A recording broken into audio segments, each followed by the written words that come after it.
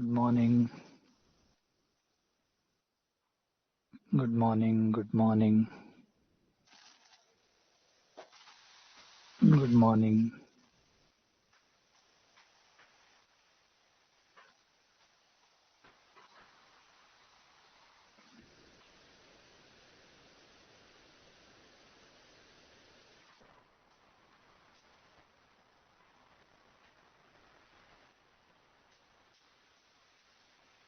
Good morning. Radhe Radhe.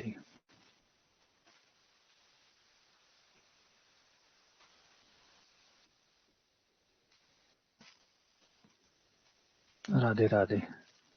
आ जाओ, शुरू करते हैं.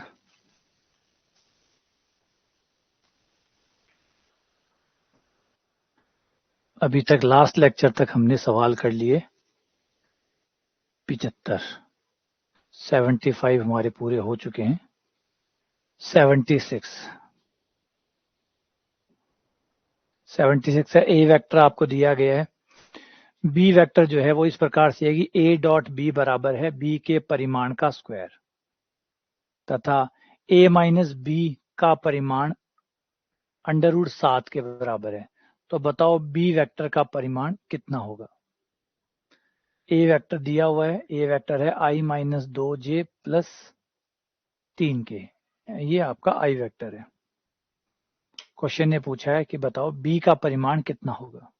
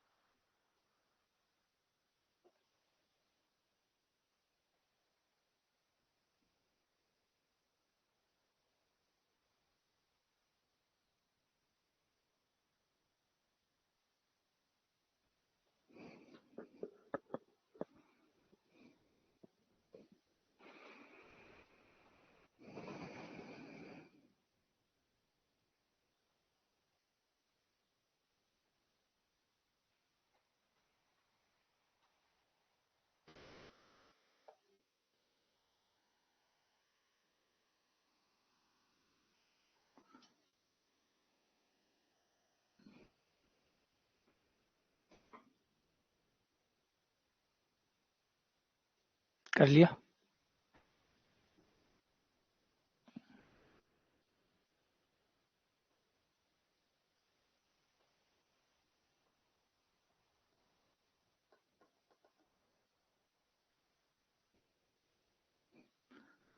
देखो यहां से शुरू करते हैं. दोनों तरफ वर्क करने पर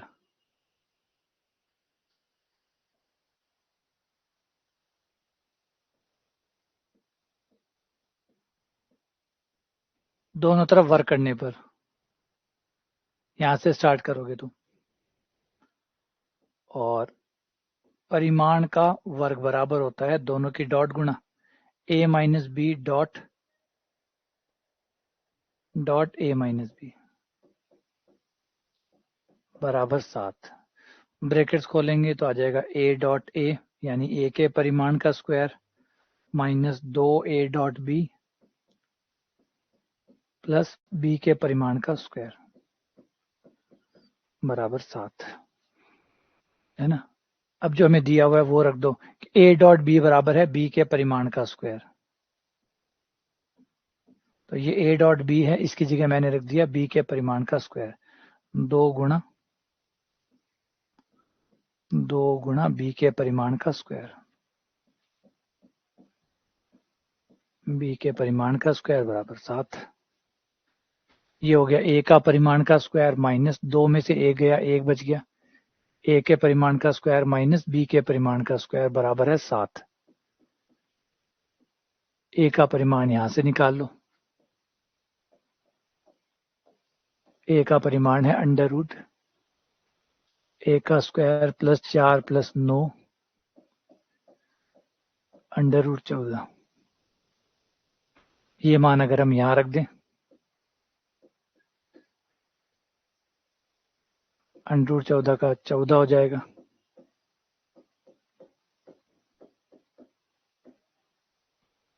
और ये इधर आ जाएगा, 14 में से 7 7 हो गया। ये अंडर रूट 7 हो गया। तो बी का परिमाण आ गया अंडर रूट 7।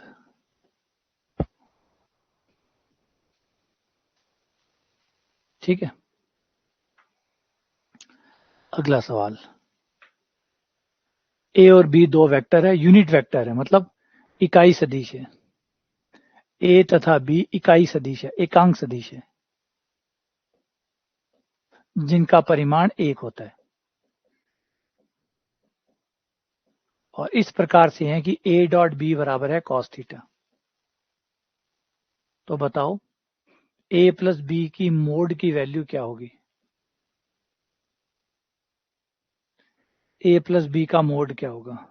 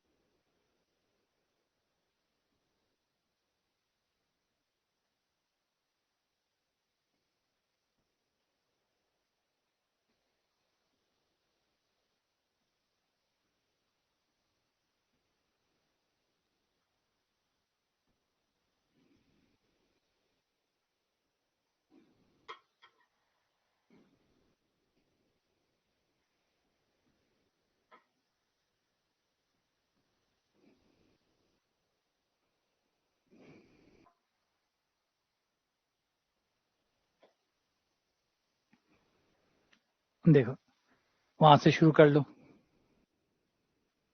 ए प्लस बी का मोड है, दोनों स्क्वायर ले लो।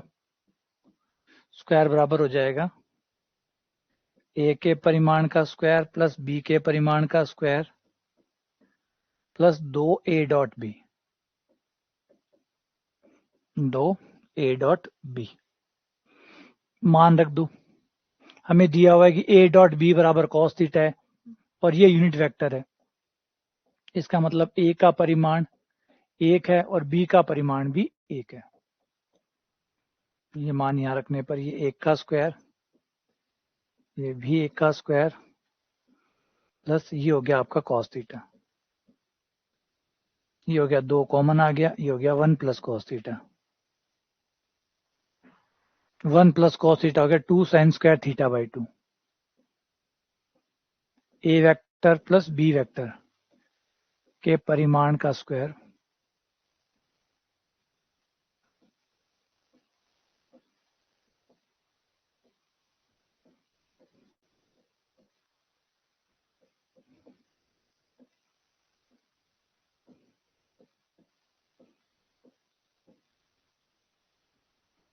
दोनों तरफ से स्क्वायर स्क्वायर काट दो।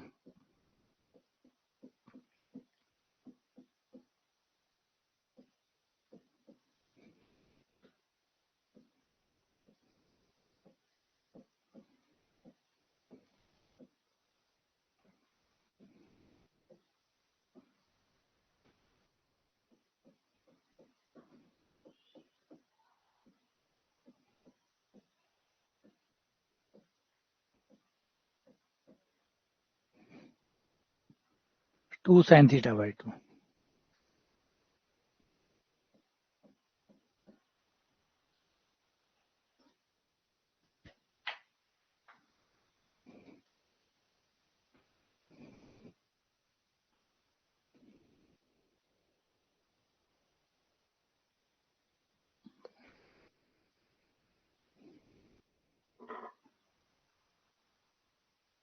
अच्छा 2 cos स्क्वायर होगा ना। अच्छा फॉर्मूला गलत लगा दिया।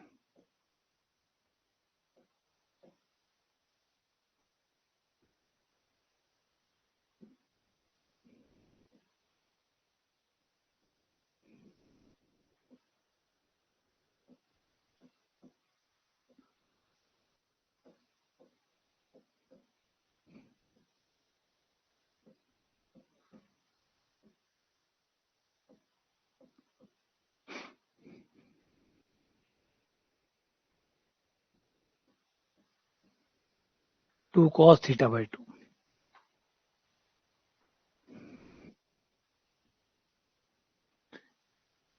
ए माइनस बी का मोड बराबर है ए का मोड बराबर है बी का मोड।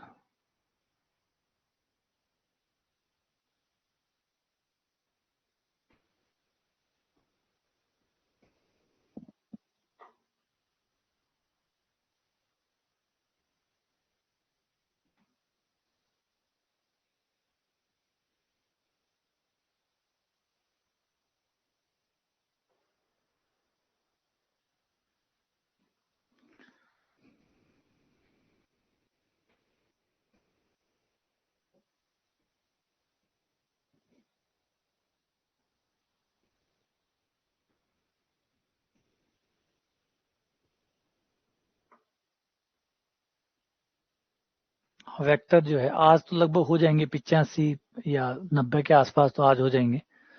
बाकी कल की एक क्लास और लगेगी फिर 100 पूरे हो जाएंगे।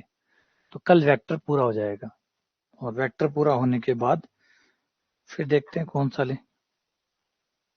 परमुटेशन कॉम्बिनेशन लेते हैं, क्रमचय संचय।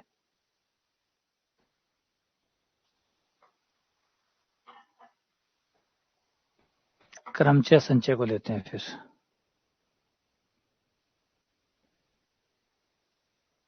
क्रमचय संचय और प्रायिकता।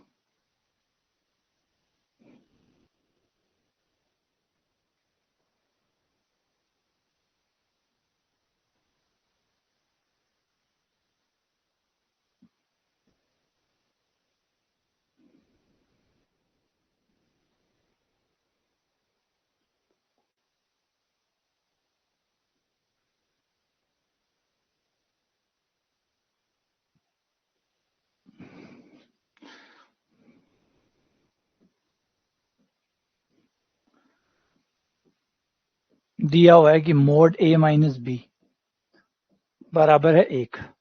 दोनों तरफ वर्क करने पर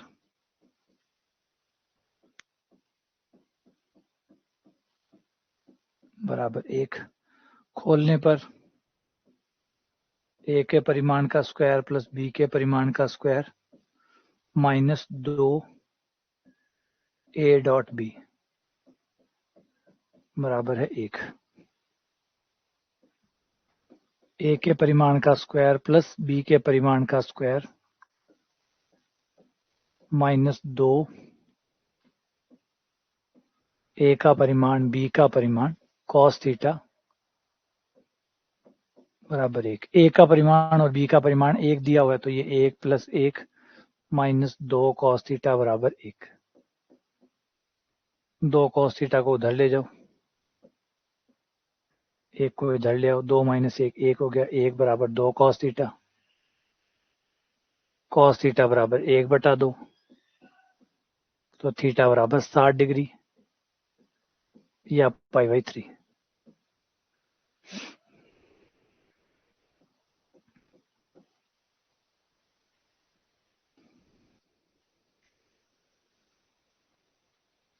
ठीक है,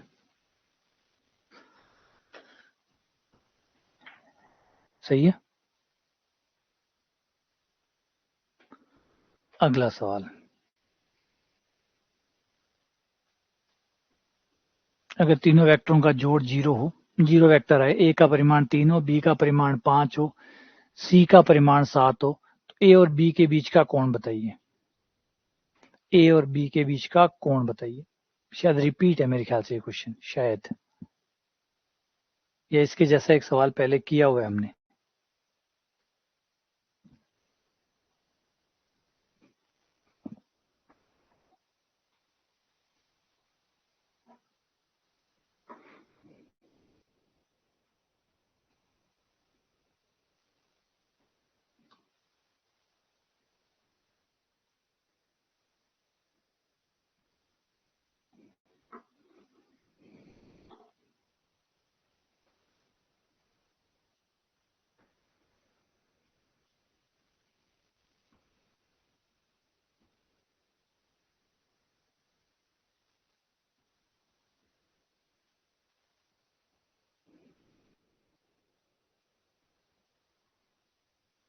है ना, किया हुआ है शायद।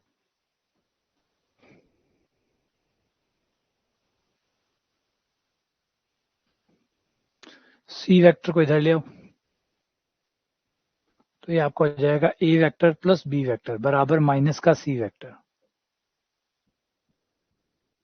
दोनों तरफ वर्क कर दो।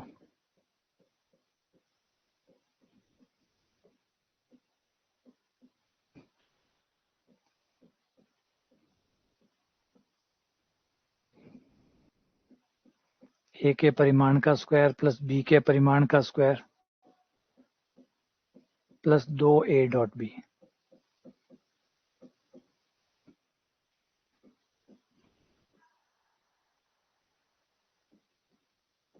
माइनस सी डॉट माइनस सी।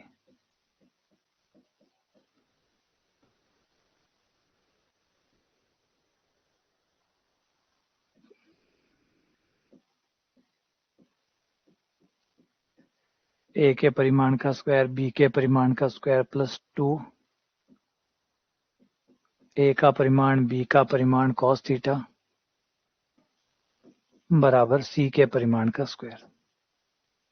मान रख दो, ए का परिमाण है 3, 5, 7, तो ये 3 का 9, 5 का 25,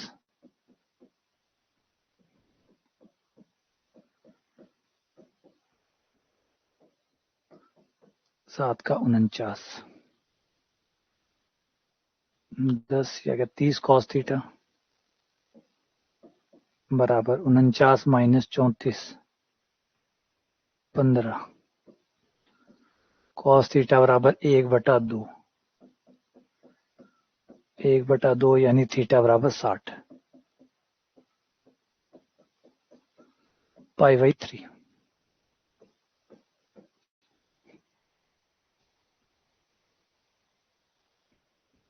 किया हुआ है ना। क्वेश्चन नंबर 15 है क्या ये? अच्छा, क्वेश्चन नंबर 15 रिपीट हुआ है।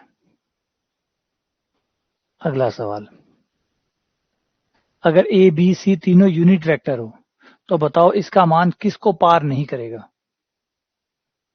ए माइनस बी के मोड का स्क्वायर, बी माइनस सी के मोड का स्क्वायर, सी माइनस ए के मोड का स्क्वायर।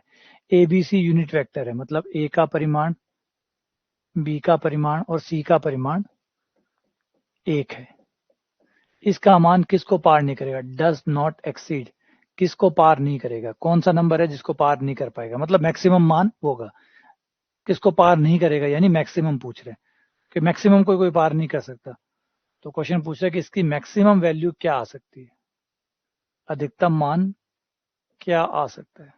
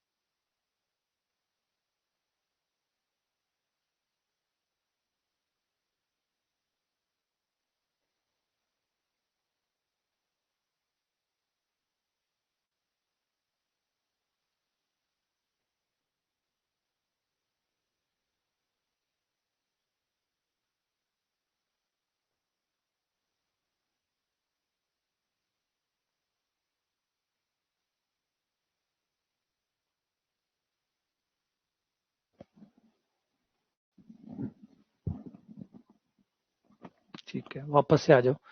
तो पहले तो मैंने इसको खोला है फॉर्मूले से, जो हमारा फॉर्मूला होता है वो लगा दिया, ए के परिमाण का स्क्वायर प्लस बी के परिमाण का square minus 2a dot B. इस पे भी वही फॉर्मूला, इस पे भी वही फॉर्मूला। फिर ए के परिमाण का स्क्वायर 2 बार आ गया, बी के परिमाण का स्क्वायर 2 बार आ गया, सी के परिमाण का स्क्वायर 2 बार आ गया। और फिर 2 इनके साथ भी है, 2a dot b, 2b dot c, 2c dot a. 2 common निकाल लिया। ए का परिमाण, बी का परिमाण, सी का परिमाण 1 है, तो 1 1 1, ये 3 हो गया।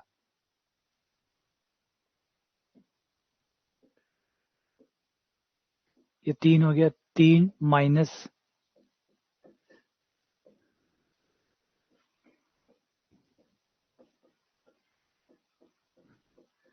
ये हमारे पास आ गया। अब हमें इसका अधिकतम वैल्यू निकालनी है, इसका मैक्सिमम मान ज्ञात करना है। यही है हमारा क्वेश्चन। इसका मान मैक्सिमम ज्ञात करो, और ये एक ही चीज है क्योंकि इसी से ये आया है। तो इसका मैक्सिमम मान हमें निकालना है। लेकिन अगर हम ध्यान से देखें तो इसमें से ये चीज घट रही है। तो जो चीज घट रही है, ये चीज तो घट रही है, तो इसका मतलब इसको मिनिमम करना होगा। इसको मिनिमम, इसका जो न्यूनतम मान है वो लाना होगा, क्योंकि इसका न्यूनतम मान लाने पर ये मैक्सिमम हो जाएगा। ये मैक्सिमम तभी तो होगा ना। कोई चीज मैक्सिमम तब होती है जब उसमें से कोई चीज अगर घट रही हो। घाटे को कम करोगे तो ही तो लाभ मैक्सिमम होगा, क्योंकि लाभ जो है वो घाटे के साथ उल्टा जुड़ा हुआ है ना। तो अगर आप इसको मैक्सिमम करना चाहते हैं और इसमें ये चीज घट रही है, तो घटने वाली चीज को न्यूनतम करो। अगर घटने वाली चीज न्यूनतम होगी तो जोड़ अपने आप ही मैक्सिमम आ जाएगा। और ये अगर जितना बड़ा आएगा, ये बड़ा आएगा, ये घटेगा, ये छोटा उत्तर लाएगा। तो ये अगर बड़ा आता है तो फिर उत्तर छोटा आएगा, और ये अगर छोटा आता है तो उत्तर बड़ा आएगा। यानी हमें इसकी मिनिमम वैल्यू कहीं से ढूंढ के लानी है। अब सवाल यहीं से शुरू होता है कि मिनिमम वैल्यू इसकी कहाँ से लाएं। तो इसकी मिनिमम वैल्यू लेने के लिए कुछ ऐसे सोर्स से लाना पड़ेगा जो विश्वसनीय हो, है ना। तुक्कों से काम नहीं चलता। क्या कहा मैंने? तुक्कों से काम नहीं चलता। आपको क्या लगता है इससे काम नहीं चलता? काम चलता है तर्कों से, काम चलता है तथ्यों से। आपने इसका मान जो लाए थे, कहाँ से लाए थे? कहीं से नहीं लाए। आपको लगा, आपके मन में आया कि भाई ये 0 हो जाएगा और ये 3 दूनी 6 हो जाएगा, और आपने 6 टिक कर दिए। और विश्वास कीजिए, अनुभव कहता है मेरा कि गणित के अंदर जब भी आपको कुछ लगता है वो गलत ही होता है। गणित में जब भी आपको कुछ लगता है, मैं तो कहता हूँ अपने लगता को भी एक बार वेरीफाई कर लो। आपको जो लगता है उसको एक बार किसी टेस्ट में जाके वेरीफाई कर लो, और सिर्फ क्वेश्चनों को लगते के आधार पे करके देखो। आपको पता चलेगा कि 10 में से 2 या 1 बार ही आपका लगता सही होगा, 8 बार आपका लगता गलत ही जाएगा। तो गणित के अंदर लगता नहीं चलता, गणित के अंदर तथ्य चलते हैं। और तथ्य नहीं है तो एक सिंपल चीज अपनाओ, नहीं आता। इससे आपका समय बचेगा, आपके नंबर बचेंगे। आपका समय भी बचेगा और आपके नंबर भी बचेंगे। तो कैसे निकलेगा? इसको यहां छोड़ दो एक बार, इक्वेशन 1 नाम देके। हम जानते हैं, क्या जानते हैं, कि चाहे कोई भी सदिश हो, कोई भी सदिश अगर आप लेते हो और उसका परिमाण निकालते हो, परिमाण होता है लंबाई, लंबाई कभी माइनस की नहीं हो सकती। तो किसी भी सदिश का अगर मैं परिमाण निकालूं तो वो निश्चित तौर पर 0 से बड़ा होगा। किसी भी सदिश का परिमाण निकालो। अब ये भी तो सदिश है, बोले तो 3 सदिश है, तो 3 सदिशों को जोड़ के भी तो सदिश ही बनता है। तो वह तो सदिश ही। तो सदिश का परिमाण हमेशा 0 से बड़ा होता है, क्योंकि सदिश का परिमाण कभी माइनस में हो नहीं सकता। तो ये गारंटी है कि 0 से बड़ा होगा दोनों तरफ वर्क करने पर।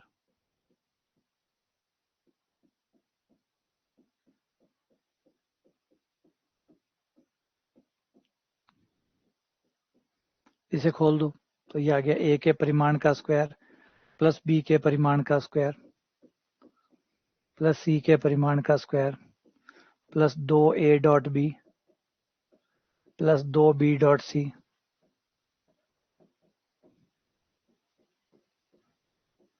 ए डॉट सी बड़ा बराबर 0। इसकी वैल्यू आ गई 3। 1 प्लस 1 प्लस 1, ये 3 हो गया। 3 उधर चला जाएगा, माइनस का 3 2 भाग में चला जाएगा। A dot B plus b dot c plus c dot a बड़ा या बराबर होगा -3/2 से। यानी इसका न्यूनतम मान कितना हुआ? -3/2, क्योंकि -3/2 से बड़ा है।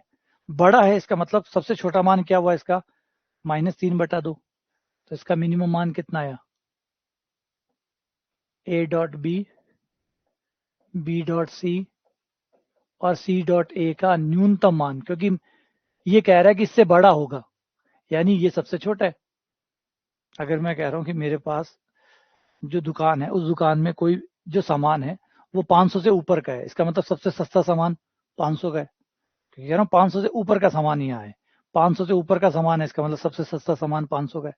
तो ये क्या कह रहा है, यही तो कह रहा है कि ये जो साइड है, ये जो a dot b, b dot c, c dot a है, ये -3/2 से बड़े हैं, इसका मतलब -3/2 सबसे छोटा मान है इसके लिए। तो इसका न्यूनतम मान कितना हुआ, -3/2। अब यही हमें चाहिए था, इसको यहां से यहां लाओ। जब आप यहां लाओगे ये मान रखोगे तो ये जाएगा 3 माइनस माइनस प्लस 3/2, और लघुत्तम आ गया 6, लघुत्तम आ गया 2, ये आ गया 9/2। 2 से 2 कट गया, आंसर आ गया 9। तो इसका मान मैक्सिमम 9 तक जाएगा, अधिकतम 9 तक जाएगा। अब आपने क्या किया, आपने तथ्यों को बाईपास किया। आपको लगता के आधार पे आपने यहाँ 0 चिपकाया, लगता के आधार पे, मुझे लगता है कि भाई 0 चला जाएगा। गणित में लगता, मैं बार बार कहता हूँ, गणित तार्किक है, वो लगता से नहीं चलती है, लगता से नहीं चलती है, तार्किक है। और अगर आप तर्क से परे जाएंगे तो आप गणित में गलती करेंगे। अगर आप तर्क को छोड़ रहे हैं कि ये मुझे लग रहा है, बस मुझे लग रहा है, इसका मतलब आप ये बोलते हैं कि आपके अंदर देवी देवता बोल रहे हैं।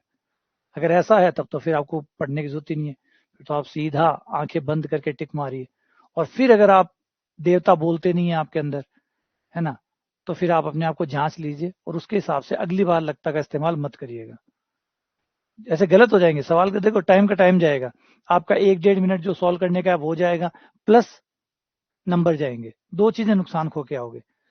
इससे तो फिर आप चाहे 100 क्वेश्चन करके आओ, कोई गारंटी नहीं है, 100 में से भी 20-25 गलती करके आओगे। क्यों, आप लगता है कि आपको पता ही नहीं कि आप तथ्यों से परे जा रहे हैं।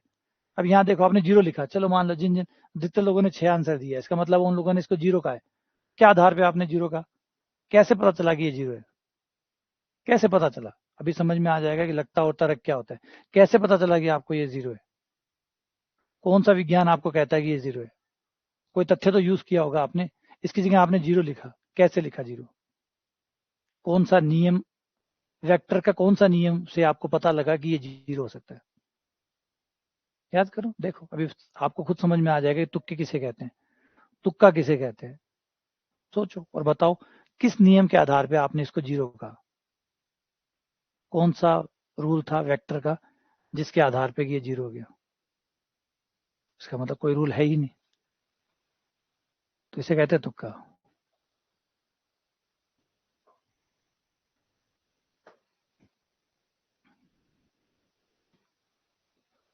और ये इसमें नहीं है, ये आपके पास जीके में भी फायदा करेगा, जीके में भी फायदा करेगा। जितना ज्यादा आप लॉजिक से परे जाएंगे, जितना आप तर्क से परे जाएंगे, उतना आप गलतियां करेंगे, ये बात कन्फर्म है। जितना ज्यादा आप तर्क से परे जाएंगे उतना चांसेस है कि आप गलतियां करेंगे, क्योंकि तर्क से बाहर अगर आप जाते हैं तो वहां पे कोई भी सॉलिड तो कुछ होगा ही नहीं, कुछ बेस तो होगा ही नहीं, वो सिर्फ अंदाजे होंगे। जब आप तर्क से परे जाते हैं तो मतलब आप अंदाजों में खेल रहे हैं, आप अनुमानों में खेल रहे हैं, और अनुमानों में आदमी नुकसान ही पहुंचाता है। शेयर मार्केट को एग्जाम्पल ले लीजिए, चाहे आप कोई बैटिंग का मार्केट का एग्जाम्पल ले लीजिए, वहां पे लोग नुकसान क्यों खाते हैं? लोगों को समझ में ही नहीं आता कि वो तर्क से परे जाके अनुमान के आधार पर खेल रहे हैं, और अनुमान किसी के नहीं होते, अनुमान और अंदाजे किसी के भी नहीं होते। कोई भी आज तक इस धरती पे पैदा हुआ है जिसके अनुमान और अंदाजे काम करते हो? किसी के काम नहीं करते।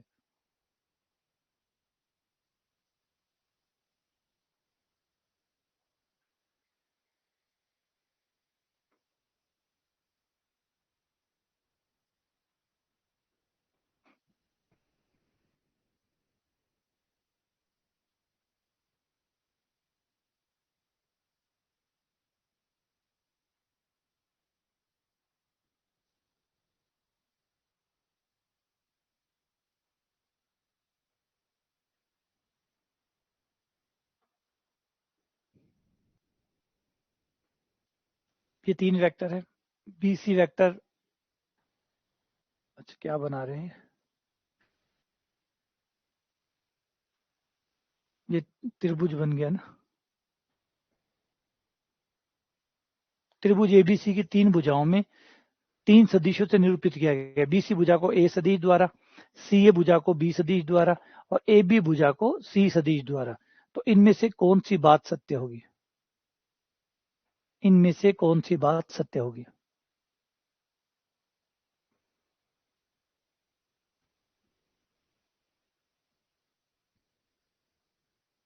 हाँ तो बंद कर दो ना।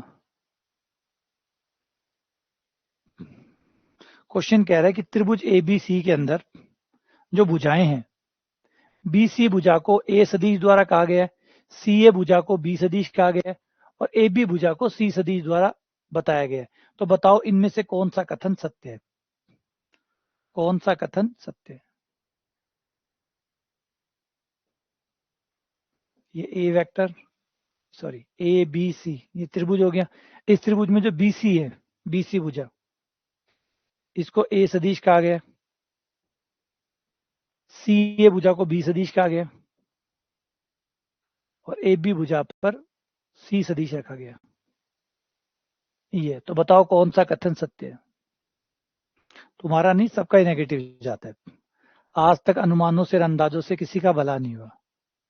अनुमानों और अंदाजों से किसी का भला नहीं हुआ, है ना। लोग, आपको ये अजीब लगेगा लेकिन ये सच है। अगर आप अंदाजों को छोड़ दें, अनुमानों को छोड़ दें, अंदाजों और अनुमानों को छोड़ दें, तो आप कहीं भी मार नहीं खाएंगे। कहीं भी मार नहीं खाएंगे। आप चाहे शेयर मार्केट में चले जाइए, चाहे क्रिकेट के सट्टे में चले जाइए, अगर आपने अनुमान नहीं लगाया और आपने अंदाजा नहीं लगाया, अनुमान और अंदाजे को छोड़कर अगर आपने खेलना शुरू किया, तो बहुत मुश्किल चांस है कि आप कभी मार खाएंगे। नुकसान क्यों होता है? नुकसान इसलिए होता है कि आदमी अंदाजों पे खेलता है, अनुमानों पे खेलता है। तो जब अनुमान और अंदाजों पे खेलता है तो हमेशा मार ही खाता है, क्योंकि अनुमान और अंदाजे किसी के नहीं होते। आपको लगता है, इसका मतलब नहीं कि दुनिया भी वैसे ही होगी जैसे आपको लगता है ना। मुझे लगता है कि आज बारिश होगी, तो इसका मतलब ये नहीं कि बादल मेरी बात मान लेंगे, बारिश हो जाएगी। लगता से बारिश नहीं होती, ठीक है ना। तथ्यों से बारिश होती है। जब आप तथ्य देखते हैं, इतनी ह्यूमिडिटी है, इतना ये है, इतना ये है, ये दबाव क्षेत्र बन रहा है, आप तथ्यों को उठा के देखते हैं, जो मौसम विभाग के तथ्य, उनको उठा के देखते हैं, तो आप कह सकते हैं कि बारिश होगी। बारिश होती भी है, तथ्यों पे बारिश हो जाएगी, अनुमानों पे बारिश नहीं होगी।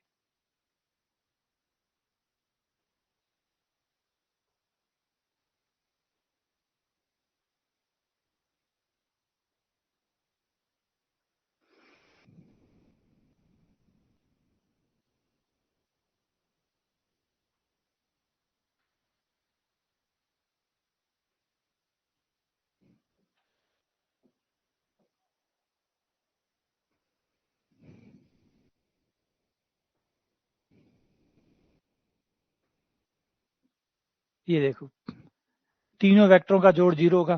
त्रिभुज है, त्रिभुज है, 0। A vector plus B vector plus C vector वापस आ गए 0, ठीक है। दोनों तरफ ए से क्रॉस गुणा करने पर, ए वेक्टर से क्रॉस गुणा करने पर,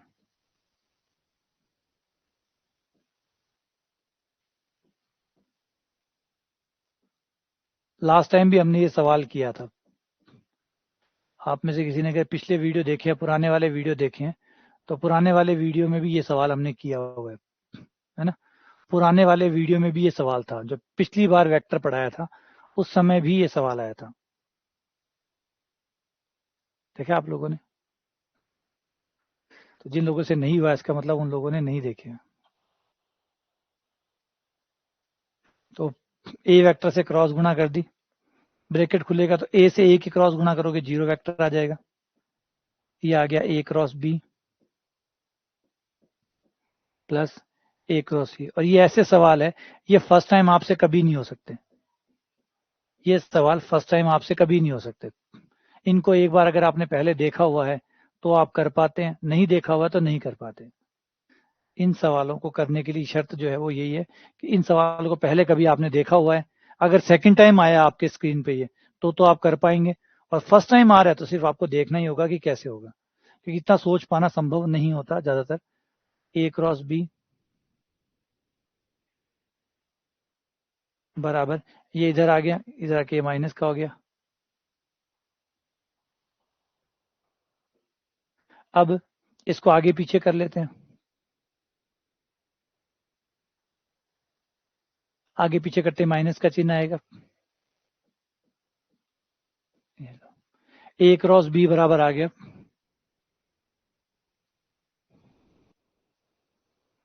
ए क्रॉस बी बराबर आ गया सी क्रॉस ए।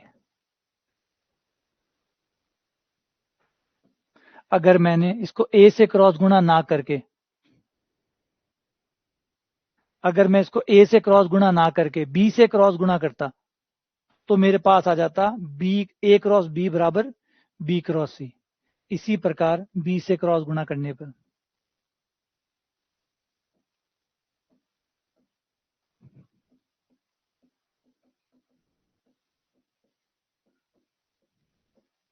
अगर मैं बी से सदिश गुणा करूंगा तो B cross A, B cross B zero, B cross C, वो जीरो बी क्रॉस सी को इधर रख लूंगा, इसको इधर ले जाऊंगा, ये ए क्रॉस बी बन जाएगा। तब मेरा आ जाता ए क्रॉस बी बराबर बी क्रॉस सी। आप देख सकते हो कि ए क्रॉस बी बराबर है सी क्रॉस ए बराबर है बी क्रॉस सी, तो ए क्रॉस बी बराबर बी क्रॉस सी बराबर सी क्रॉस ए। बी आंसर हो गया। ए क्रॉस बी बराबर बी क्रॉस सी बराबर सी क्रॉस ए। ऐसे सी से गुणा करोगे तो एक और बन जाएगा। हाँ, ये बनेंगे तीन ही बस। जैसे इसमें भी आप देखोगे तो दो सेम आ गए, ए क्रॉस बी आ गया। हाँ, इसमें A cross B C cross A के बराबर आए हैं, इसमें A cross B cross C के बराबर आए। अब सी से क्रॉस गुणा करोगे तो सी से सी क्रॉस गुणा तो जीरो हो जाएगा। तब आपके पास आ जाएगा सी क्रॉस ए गुणा सी क्रॉस बी बराबर जीरो, यानी बी क्रॉस सी बराबर सी cross A, B cross C बराबर सी क्रॉस ए। तो ये तीन बन जाएंगे और आपस में बराबर हो जाएंगे। तो बहुत अच्छा सा सवाल है, लेकिन वही है, मैंने पहले कहा कि ऐसे सवाल तब होते हैं आपसे जब फर्स्ट टाइम आप इनको देख के रखते हैं। एक बार आपको इनको देखना ही होता है, अगली बार आपसे होते हैं, और वो भी तब जब आपको याद रहते हो और आपने रिवीजन किया हो तो ये आपको रह जाएंगे। वरना कौन ये सोचे कि ऐसे होगा, क्रॉस गुणा करूंगा, ऐसे निकालूंगा, है ना। ठीक है।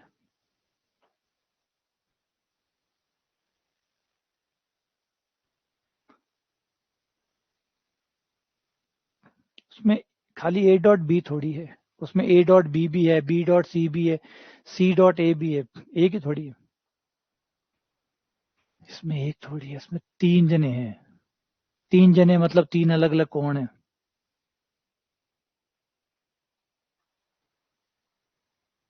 यहाँ पे ये एक थोड़ी है। अगर मैं मान लो इसकी जगह लिखता हूँ तो मैंने लिख लिया ए का परिमाण बी का परिमाण इनके बीच का कोण माना थीटा वन है, तो आ जाएगा ए का परिमाण बी का परिमाण cos theta one.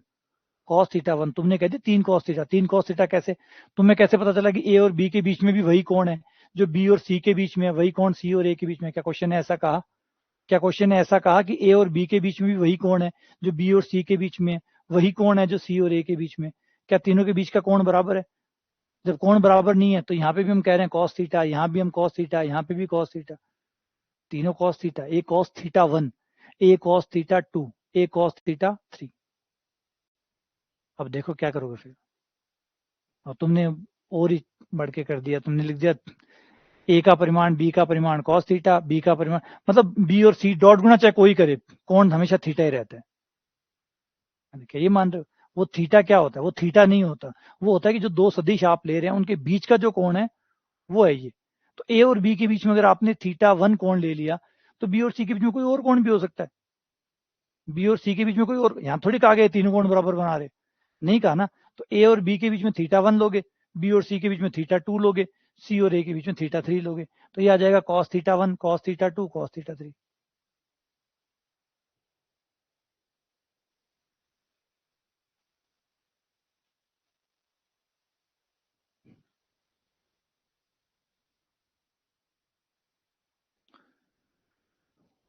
A cross I cap के परिमाण का स्क्वायर ए क्रॉस जे के परिमाण का स्क्वायर ए क्रॉस के परिमाण का स्क्वायर, और ए सदिश का परिमाण अगर एक हो तो ये मान किसके बराबर होगा?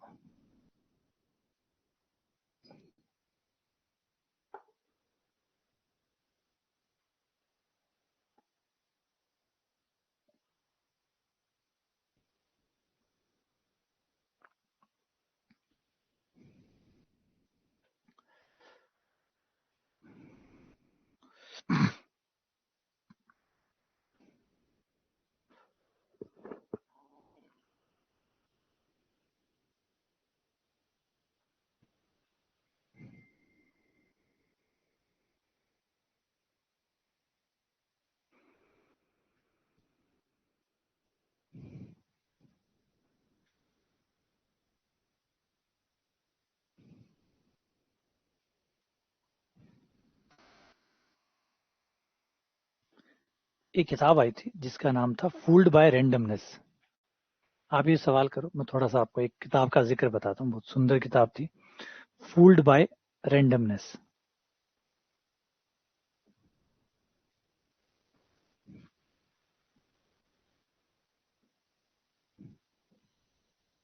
राइटर थे नसीम तालिब। बहुत अच्छी किताब थी। नसीम तालिब बहुत शानदार राइटर है, बहुत कमाल के राइटर। उनकी किताबें, बहुत सारी किताबें हैं उनकी, खासकर 3-4 किताबें तो बहुत औसम है। बहुत अलग तरीके से सोचने वाले राइटर है, दुनिया को अलग तरीके से देखने वाले राइटर है नसीम तालिब। तो इनकी बुक आई थी फूल्ड बाय रैंडमनेस। उन्होंने एक बात कहा था कि हम जो इंसान है वो बहुत जल्दी रैंडमनेस के चक्रों में फंस जाते हैं। मान लीजिए कि कोई घटना आपने आज देखी, वो आपके सामने कोई घटना घटित हो रही है, तुरंत उस घटना के होने के कुछ कारण आप सोच लेंगे कि ऐसे ऐसे हुई होगी, ठीक है। फिर वही घटना कुछ दिन बाद में, 10 दिन 5 दिन बाद में दोबारा घटित होती है।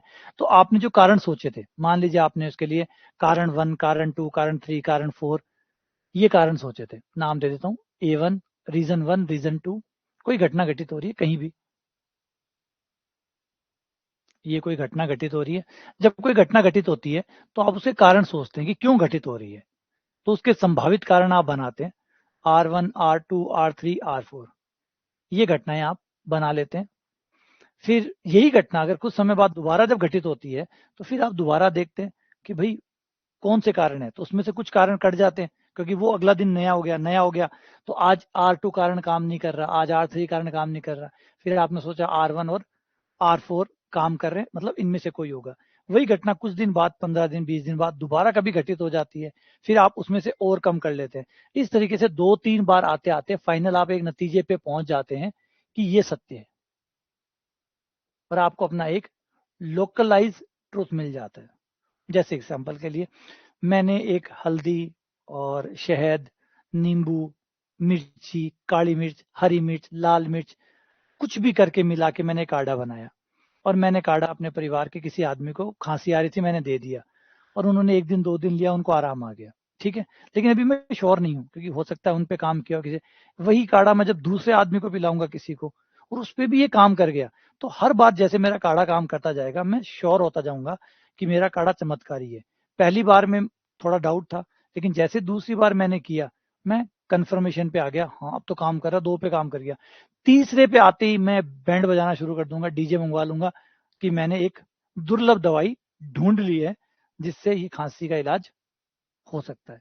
लेकिन बात बड़ी है कि सिर्फ 3 आदमियों से, सिर्फ 3 आदमियों से आपको प्रमाणित हो गया कि आपका काढ़ा जो है वो चमत्कारी है।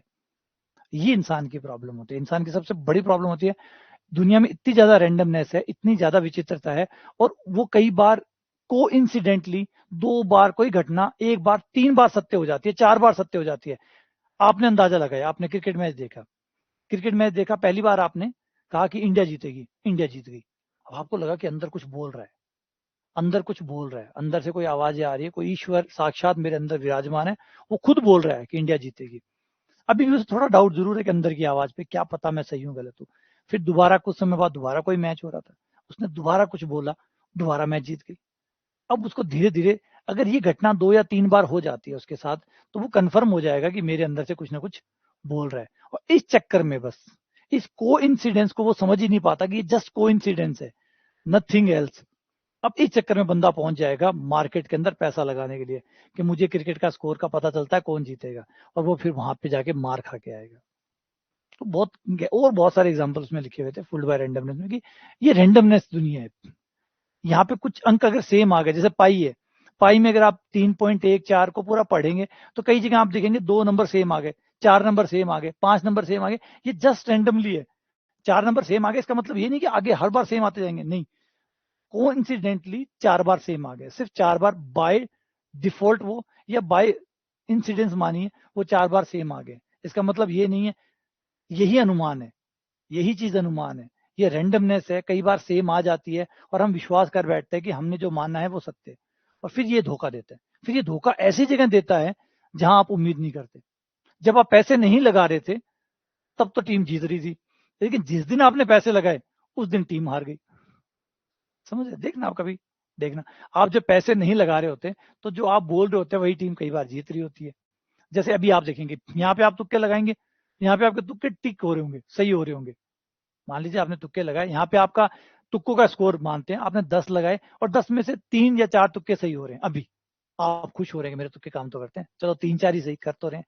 पेपर में जाओगे आपको पता चलेगा 10 में से एक काम नहीं कर रहा।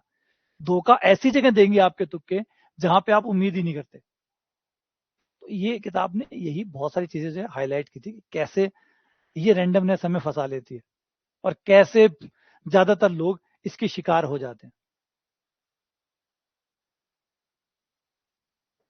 है ना। आज शेयर मार्केट में लगभग 100 इन्वेस्टर या ट्रेडर जो जाते हैं उसमें से लगभग 96-97% यानी 100 में से 97 ट्रेडर पैसा खो के आते हैं। क्यों खो के आते हैं? क्या वो बेवकूफ थे? बिल्कुल बेवकूफ नहीं थे, बिल्कुल भी बेवकूफ नहीं थे। उन्हें लगा यार अंदाजा क्या लगाना है, इतने तो लगाना है भाई, एक शेयर है उसके पास दो ही तो संभावनाएं हैं, या तो वो ऊपर जा सकता है या वो नीचे जा सकता है, यानी जीतने की संभावना 50% है, हारने की 50% है ना। कम से कम इसमें तो ज्यादा है, इसमें फिर भी ज्यादा है। आप जो सेकंड ग्रेड की तैयारी कर रहे हो उसमें गलत होने की और सही होने की संभावना में बहुत बड़ा अंतर है। यहाँ पे सही होने की संभावना 25% है और गलत होने की संभावना 75% है। आपसे ज्यादा चांसेस तो शेयर मार्केट में बेहतर है। शेयर मार्केट में हाथों हाथ प्रॉफिट होगा। एक शेयर दो ही स्थितियों में हो सकता है, एक शेयर दो ही स्थितियों में हो सकता है, या तो बढ़ेगा या आज घटेगा। अगर आपने सही प्रिडिक्ट कर लिया तो आप 3 बजे से पहले पहले अमीर बन जाएंगे। 9 बजे मार्केट खुलता है, 3 बजे बंद होता है। अगर आपने आज पता कर लिया कि आज शेयर ऊपर जाएगा या नीचे जाएगा, तो आप 3 बजे तक आपको सेकंड ग्रेड की नौकरी करने की जरूरत नहीं पड़ेगी, किसी भी नौकरी की जरूरत नहीं पड़ेगी, आपके पास इतना पैसा होगा। लेकिन एक 50% का चांसेस भी लोग नहीं पकड़ पाते। कारण वही बात, आप कुछ भी सोचते हैं उससे गड़बड़ आ जाता है। समझ गए? 50% है, देख लो क्या है शेयर मार्केट में। और क्या होता है, एक शेयर या तो बढ़ता है या घटता है, दो ही संभावना है उसके पास, और तो कुछ है ही नहीं। रुक गया वो तो हो नहीं सकता। शेयर मार्केट में तो 12 बजे शेयर रुक गया, हिल ही नहीं रहा, ये तो नहीं होगा। या तो वो ऊपर जाएगा या वो नीचे जाएगा। अब ऊपर या नीचे में से एक जगह जाएगा। पूरे दिन भर में या तो शेयर के बाहर बढ़े होंगे या घटे होंगे, है ना। सेंसेक्स या तो बढ़ा होगा या घटा होगा। 50% चांसेस थे जब मार्केट खुला था, तब 50% चांसेस थे, बताओ बढ़ेगा या घटेगा। अगर आपने सही बता दिया तो 3 बजे तक आप पैसे वाले हो जाओगे, और गलत बता दिया तो 3 बजे तक जो है वो चला जाएगा। तो 50% भी सोचो तुक्का कितना भारी होता है, 50% भी कितना भारी होता है, कि 50% भी कितना भारी पड़ता है, अंदाजा लगाओ। यहाँ तो 75% चांसेस है गलत के, यहाँ तो 75% चांसेस है गलत के। 50% में भी 98% फेल हो रहे हैं, 50% में भी 98% लोग फेल होते हैं। तो सोचो, यहाँ तो 75% चांसेस है गलत होने के, तो उसका मतलब है जब भी तुक्का मारोगे पूरा चांसेस है कि आप गलत हो गए। तो यहाँ आ जाते हैं, ए क्रॉस आई का परिमाण निकाल के। वन अगर याद है तो ये है 2 × ए के परिमाण का स्क्वायर, यही आता है ना। ये ए का परिमाण 1 है,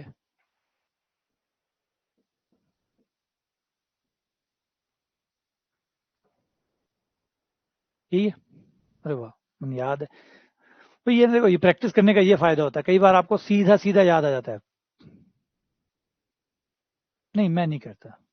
मैंने कहा, मैं तुक्के नहीं लगाता, मैं अंदाजे नहीं लगाता, और मैं तथ्य पे काम करता हूँ, मैं तर्क पे काम करता हूँ। और तर्क पे काम करता हूँ उसका फायदा यही है कि मैं चाहे कहीं चला जाऊं, मैं पैसे कमा के लाऊंगा।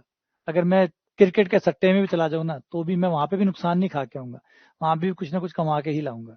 मार्केट में चला जाऊंगा तो भी वहां से कमा के ही लाऊंगा, क्योंकि तुक्के मारना मुझे पसंद नहीं है। और जो तुक्के मारने से बच जाएगा वो, मैंने कहा ना, कहीं जाए कमा के आएगा। मैंने अभी जो बताया था कि शेयर मार्केट में 97% लॉस खाते हैं, 3% कमाते हैं। 3% कमाते हैं, कौन कमाते हैं? जो तर्क पे होते हैं। आप तर्क पे रहिए, हमेशा फायदा ही फायदा होगा, है ना। तर्क पे रहिए, फायदा ही फायदा होगा। तो अगर इसे सॉल्व करते हैं, इसका सीधा आंसर याद, अगर पहले किया हुआ है ये इस टाइप का सवाल, इसका आंसर आता है 2 a के परिमाण का स्क्वायर। तो यहाँ पे मान रखो, आंसर आ जाएगा।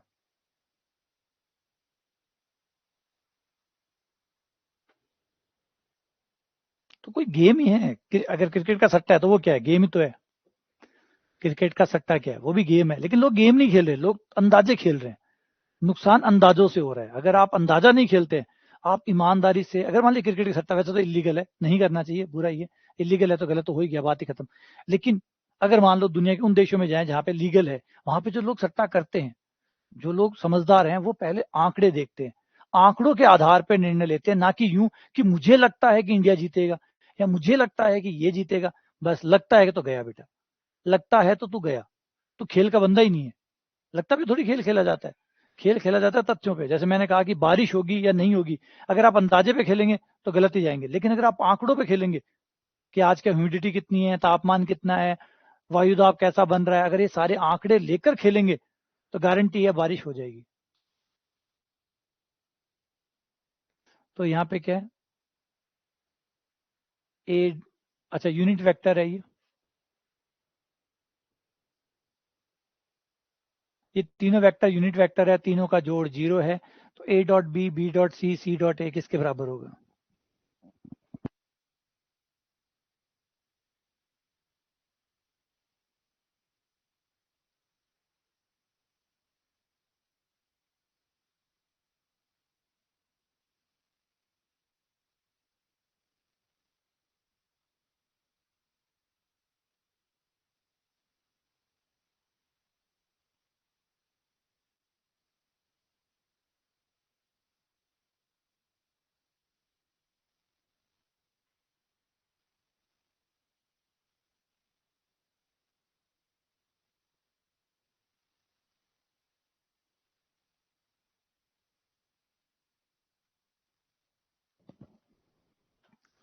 रिपीट है क्या ये?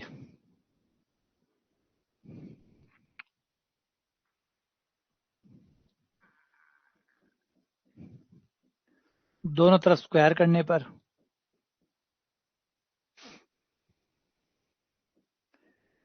ए के परिमाण का स्क्वायर प्लस बी के परिमाण का स्क्वायर प्लस सी के परिमाण का स्क्वायर बराबर 2 ए dot b dot c dot ए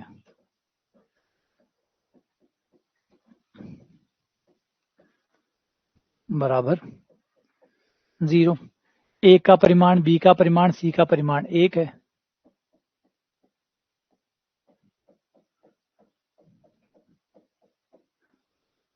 एक प्लस एक प्लस एक प्लस एक,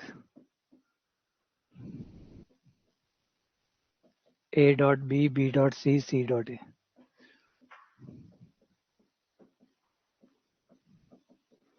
ये उधर चला गया, माइनस का 3/2 हो गया।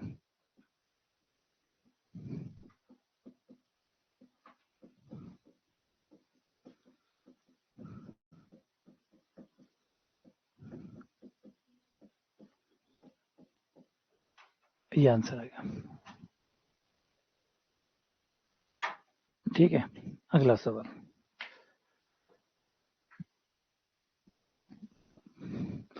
एक बल है एफ, एक बल है एफ 2i प्लस जे माइनस के। ये बल इस बिंदु पे कार्यरत है और इसके सापेक्ष, मूल बिंदु के सापेक्ष,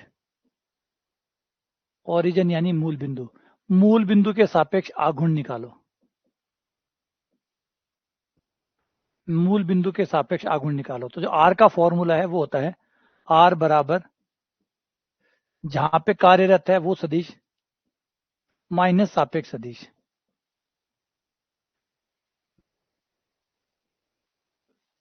माइनस सापेक्ष सदिश कार्यरत सदिश माइनस सापेक्ष सदिश, जिस पे कार्यरत है उसमें से जो सापेक्ष सदिश है वो निकाल दो। तो कार्यरत सदिश तो हमारा ये हो गया। ये याद रखना, इसी में डिफरेंस बार बार आता रहता है। सापेक्ष सदिश है 0i 0j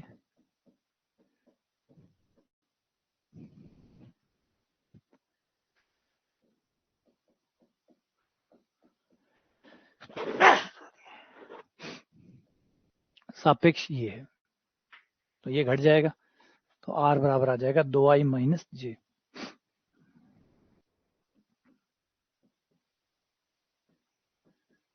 2i माइनस जे, ठीक है। और आघूर्ण बराबर होता है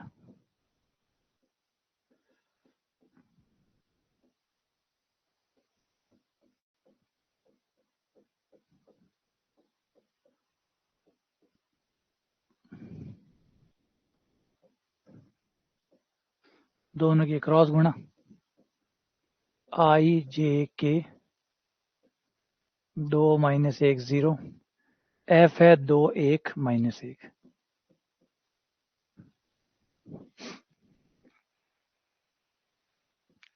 आई कैप माइनस जे माइनस 2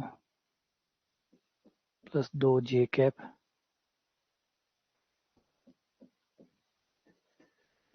आई प्लस 2 जे प्लस 4 जे।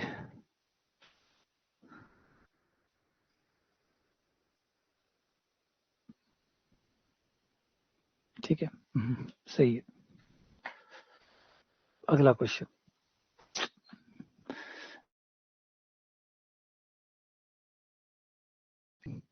दो एकांक सदिश है, इकाई सदिश,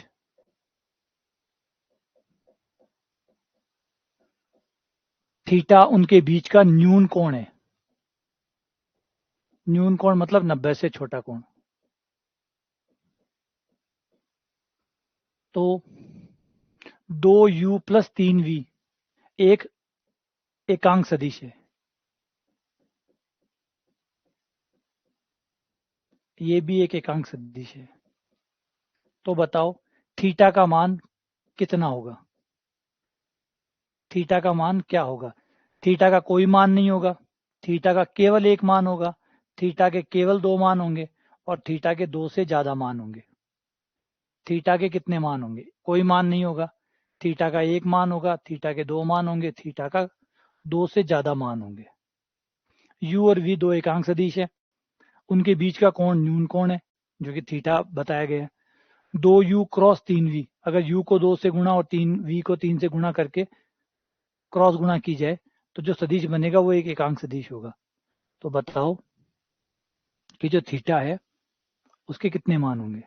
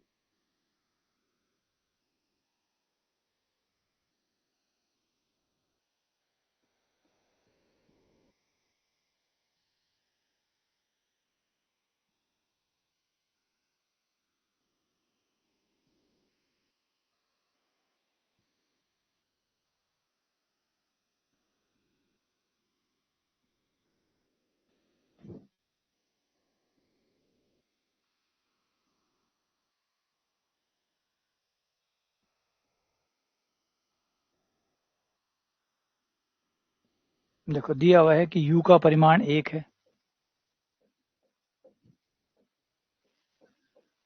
और v का परिमाण भी 1 है। हमें दिया गया है कि 2u क्रॉस 3v ये भी एकांक सदिश है, मतलब इसका परिमाण भी 1 है। 3 दूनी ये 6 हो गया, 6 बाहर आ गया।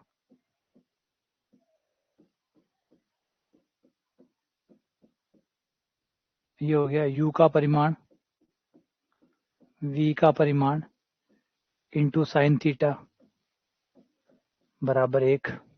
u का परिमाण 1 है, v का परिमाण 1 है, साइन थीटा बराबर आ गया 1/6। अब क्या कोण होगा ये तो नहीं पता, लेकिन 1/6 है, 1 से कम है मतलब कोण तो होगा, कोण होगा। और न्यून कोण पूछा है तो न्यून कोण सिर्फ एक ही होगा, एक ही न्यून कोण होगा, क्योंकि साइन का मान प्लस का सिर्फ फर्स्ट क्वाड्रेंट में आता है। साइन का मान न्यून कोण में सिर्फ फर्स्ट क्वाड्रेंट में ही आता है, साइन पहले क्वाड्रेंट में ही प्लस होता है ना, फिर दूसरे क्वाड्रेंट में भी प्लस होता है, लेकिन यहाँ न्यून कोण नहीं रहेगा। यानी साइन में ये जो मान आया है 1/6, ये दो कोणों पे आएगा, फर्स्ट क्वाड्रेंट वाले और सेकंड क्वाड्रेंट। लेकिन सेकंड क्वाड्रेंट तो न्यून कोण रहेगा ही नहीं ना, सेकंड क्वाड्रेंट तो अधिक कोण हो जाएगा, अधिक कोण लेना नहीं है तो सिर्फ न्यून कोण पूछा है, सिर्फ न्यून कोण पूछा तो केवल एक कोण होगा, थीटा का केवल एक मान।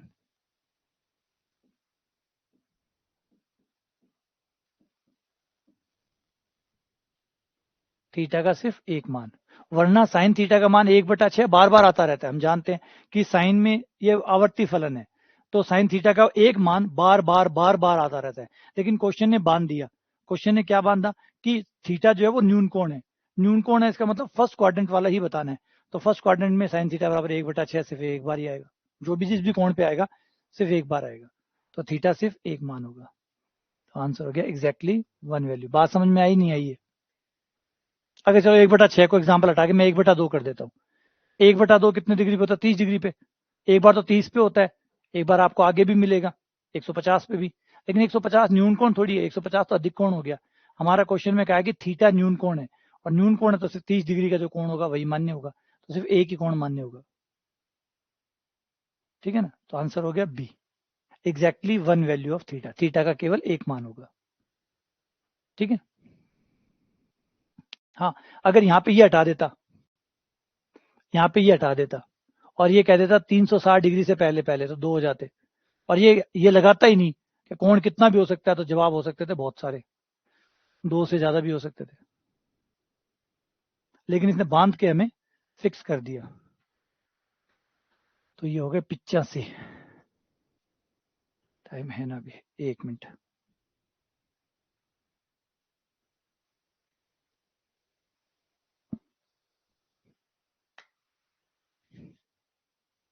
कल शनिवार है ना, वो तो ठीक टाइम पर वेक्टर पूरी हो जैसी है ना, शनिवार ने पूरी हो जी। मंडे ना अपन न्यू टॉपिक स्टार्ट कर सका।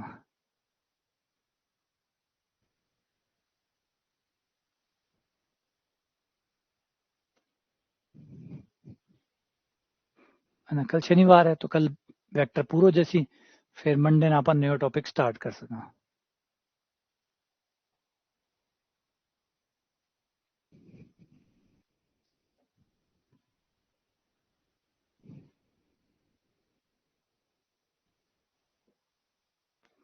A B c non zero non collinear vector है, मतलब ना तो ए बी सी में से कोई जीरो है, सब अशून्य है,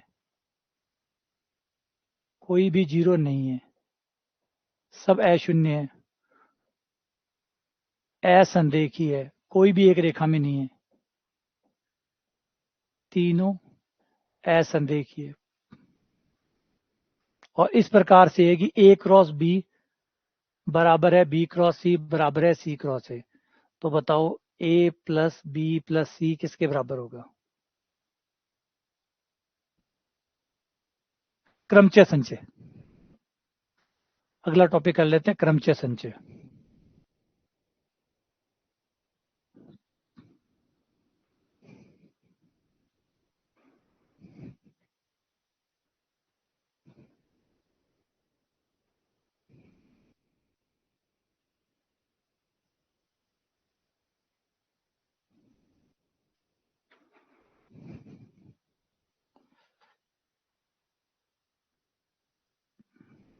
इसमें क्या क्रमचय संचय ठीक रहेगा? क्रमचय संचय के साथ ही प्रायिकता भी हो जाएगी। इतने में इस तरफ से वेक्टर कैलकुलस हो जाएगा अपना, इधर से वेक्टर कैलकुलस हो जाएगा, फिर 2D 3D ज्योमेट्री शुरू कर देंगे, और 2D 3D ज्योमेट्री होगी तो उस तरफ कॉलेज वाला जो 3D ज्योमेट्री वाला है फिर वो हो जाएगा।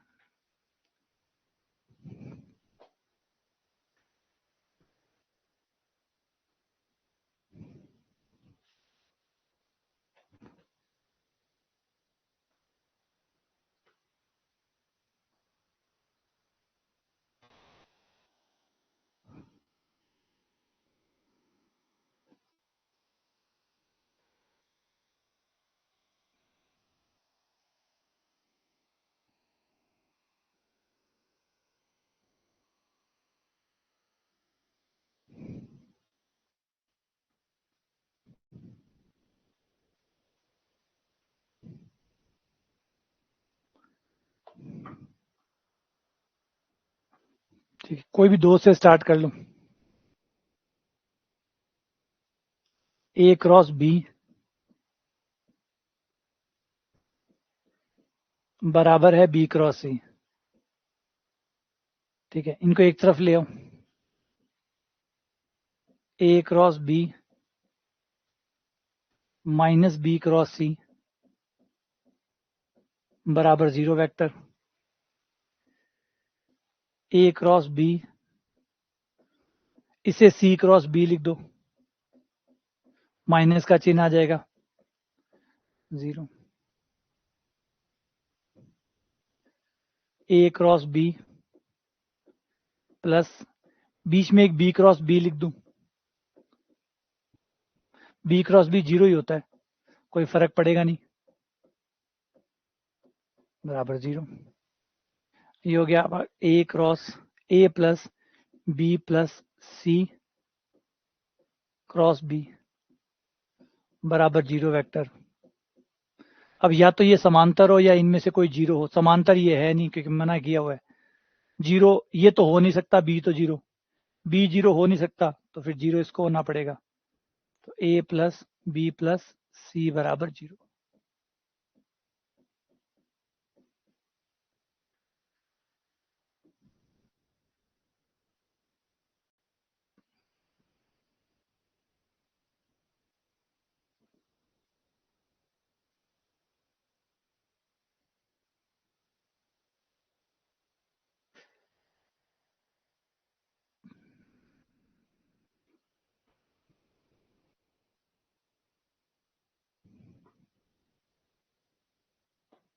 नहीं, कोई जरूरी नहीं है कि अगर तीन तीन सदिश जो है वो एक समतल पे हो तो वो त्रिभुज बनाएंगे।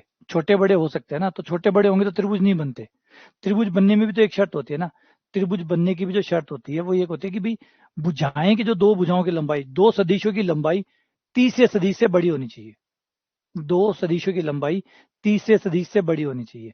अगर वो नहीं है तो फिर वो छोटे बड़े पड़ जाएंगे, त्रिभुज बन नहीं पाएंगे। मतलब जैसे यूं समझो कि एक भुजा ये है, एक भुजा मान लो ये है, और एक भुजा छोटी पड़ गई ये ऐसे, अब या इससे भी कम मान लेते हैं, ये इतनी सी रह गई, तो अब त्रिभुज नहीं बनेगा। अब त्रिभुज बनने के लिए तीसरी भुजा को इतना होना चाहिए था। तो इसलिए होता है कि त्रिभुज तब बनता है जब दो भुजाओं का जोड़ तीसरी भुजा से बड़ा हो, तो बराबर हो गया तो भी संदेह होने की संभावना रहती है। त्रिभुज ही बनाना चाहते हो तो दो भुजाओं का जोड़ तीसरी भुजा से बड़ा आना चाहिए, हर दो भुजाओं का जोड़, इन दो का जोड़ उससे बड़ा, इन दो का जोड़ उससे बड़ा, इन दो का जोड़ बची हुई से बड़ा, तब फिर कहते हैं कि हाँ अब त्रिभुज बना सकते हैं। और उसमें भी कोलिनियर होने चाहिए, मतलब नॉन कोलिनियर होनी चाहिए, असंरेखीय होना चाहिए, क्योंकि एक रेखा में हो गए तो भी त्रिभुज नहीं बनेंगे। जैसे ये ये अब ये त्रिभुज नहीं बनाते। तो पहले असंरेखीय हूं, प्लस दो सदिशों की लंबाइयों का जोड़ तीसरी की लंबाई से बड़ा होना चाहिए, तब फिर बनता है त्रिभुज। और अब एक और ऐड करना पड़ेगा, समतलीय भी होने चाहिए, क्योंकि अगर समतलीय नहीं हुए तो फिर दिक्कत खड़ी कर देंगे। समतलीय नहीं हुए तो एक तो मान लो एक यहां है, दूसरा भी बोर्ड पर है, तीसरा यूं है, तीसरा यूं आ गया, अब भी त्रिभुज नहीं बनेगा। एक ये आ गया, एक ये आ गया, तीसरा मान लो यूं है, तो त्रिभुज तब भी नहीं बनेगा। मतलब यूं समझो कि तीन तलवारें हैं, लंबाइयां चाहे कुछ भी ले लो, अगर तीन तलवारें एक समतल पे नहीं आएंगी तो त्रिभुज बनेगा ही नहीं। एक यूं चली गई, एक यूं चली गई, एक यूं चली गई, तो कुछ भी नहीं बनेगी। तो भी एक प्रॉब्लम है कि पहले समतल पे आए, समतल पे भी वो एक रेखीय ना हो, एक रेखा में ना आए। नंबर 3, उनमें दो भुजाओं का जोड़, मतलब दो सदिशों की लंबाइयों का जोड़ तीसरे से बड़ा होना चाहिए, हर दो का तीसरे से बड़ा होना चाहिए।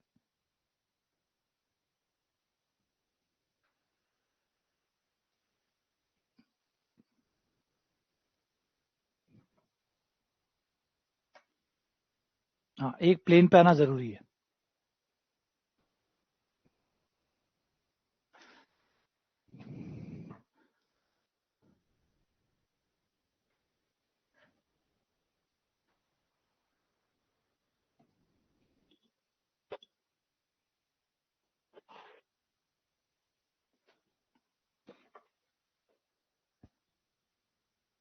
क्योंकि ए बी सी असंरेखीय दिया हुआ है, ए बी सी असंरेखीय मतलब वो एक रेखा में नहीं है। अगर वो रेखा में होते तो ही ए के समांतर होते।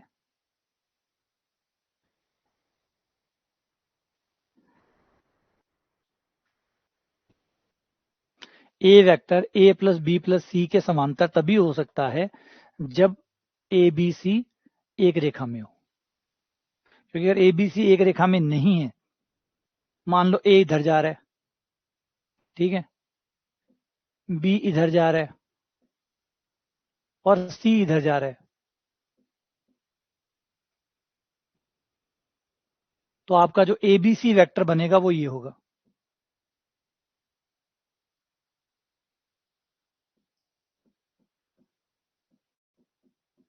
ये आपका एबीसी वेक्टर होगा। ये किसी भी हाल में ए के समांतर नहीं हो सकता है। हाँ, ए के समांतर कब हो सकता है? जब आपका ए vector, B vector, C vector यूं हो। अब इस केस में आपका ए बी सी वेक्टर समांतर होगा ए वेक्टर के।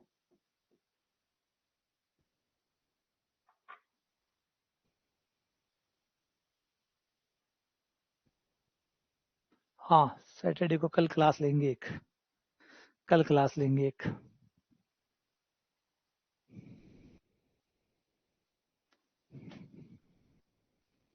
क्वेश्चन नंबर 87 पहले सुना देता हूं। क्वेश्चन 87 कहता है कि यू वी डब्ल्यू 3 वेक्टर है, u का परिमाण 1 है, v का 2 है, w का 3 है।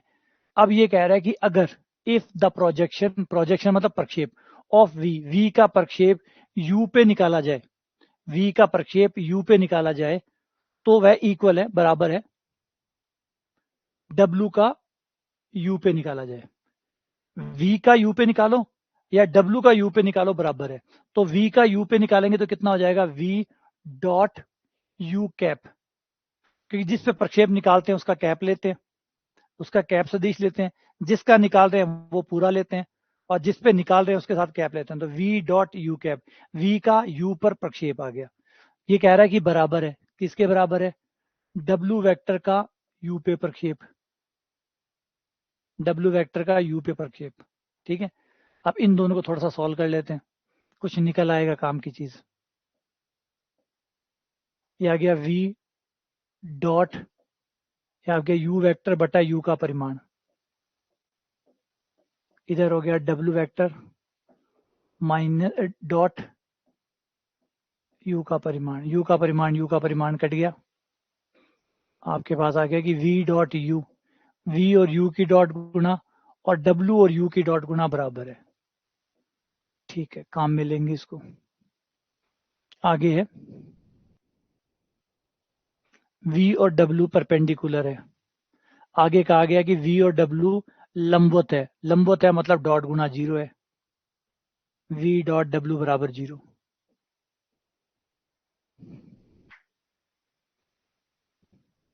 अब बताओ कि u minus v plus w का मापांक किसके बराबर है? हाँ, जो निकालते हैं u plus minus v plus w के परिमाण का स्क्वायर बराबर होगा u के परिमाण का स्क्वायर प्लस माइनस वी के परिमाण का स्क्वायर प्लस w के परिमाण का square plus 2 u dot minus v. क्योंकि हमारे पास माइनस का फॉर्मूला है नहीं, तो माइनस का फॉर्मूला बनाने के लिए माइनस उसके साथ में दे दो, w plus 2u dot w। u का परिमाण, v का परिमाण और w का परिमाण हमारे पास है 1 2 3, वो रख दो। तो ये आ गया u minus v minus w, 1 plus 4 plus 9। दिया हुआ है कि v डॉट u और w डॉट u बराबर है v डॉट u और w डॉट u बराबर है, तो ये प्लस माइनस कट गए। v डॉट w 0 दिया हुआ है, ये 0 हो गया, वो खत्म हो गया। 9 10 14 आ गया, तो u dot v plus W के परिमाण हो गया √14।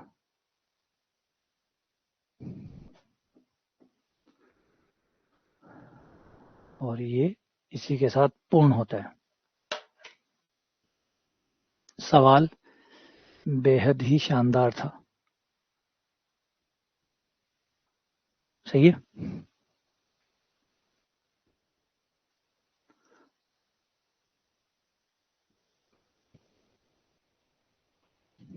ठीक है, चलो मिलते हैं आप लोगों से अगली क्लास में। अगली क्लास में फिर मिलते हैं आप लोगों से।